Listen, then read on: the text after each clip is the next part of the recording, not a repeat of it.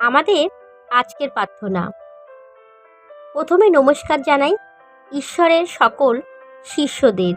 আমাদের নমস্কার জানিয়ে শুরু করছি আজকের ব্যাখ্যা প্রভুর যিশুর নাম নিয়ে। জয় যিশু। দুঃখ কষ্ট যিশুকে ঈশ্বরের বিশ্বস্ততা, বাধ্যতা হওয়া এবং লোকেদের ভালোবাসা এবং সম্পূর্ণ বিশ্বের সেবা করা থেকে আটকাতে পারেননি। আমরা যিশুর উদাহরণ অনুসরণ লক্ষ্য করতে পারি।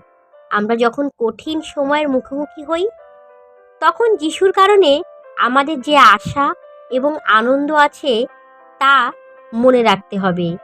আমরা যখন যিশুকে অনুসরণ করি, তখন আমরা তার বন্ধু। একদিন মন্দ দূর হবে এবং আমরা চিরকাল যিশুর সাথে থাকব। ততক্ষণ পর্যন্ত হাল ছাড়ব না। হালেলুয়া।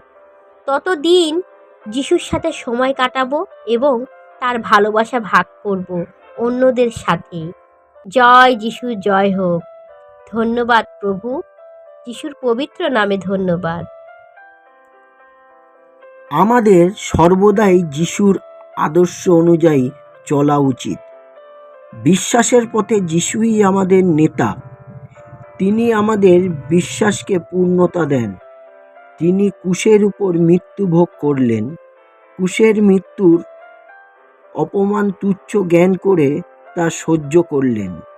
তার সম্মুখে ঈশ্বর যে আনন্দ রেখেছিলেন, সেই দিকে দৃষ্টি রেখেই যিশু তা করতে পেরেছিলেন।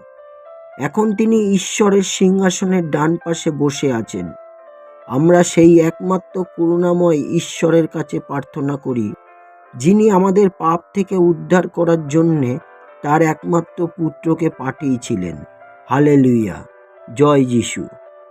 ঈশ্বর যিশুর উদাহরণ থেকে আমাদের শিখতে সাহায্য করুন।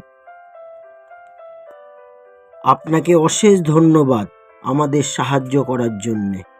বাবা, যখন আমরা কঠিন সময়ে মুখোমুখি হই, তখন দয়া করে আমাদের মানবতা মনুষ্যত্ব বোধ থেকে শক্তিশালী করুন, যাতে আমরা যিশু এবং তার প্রতি আমাদের যে আশা রয়েছে তার উপর লক্ষ্য মনোযোগ রাখতে পারি।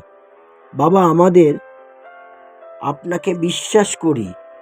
আমাদের প্রত্যাশায় আগাম ধন্যবাদ রইল। জয় যিশুর জয় হোক। আমেন।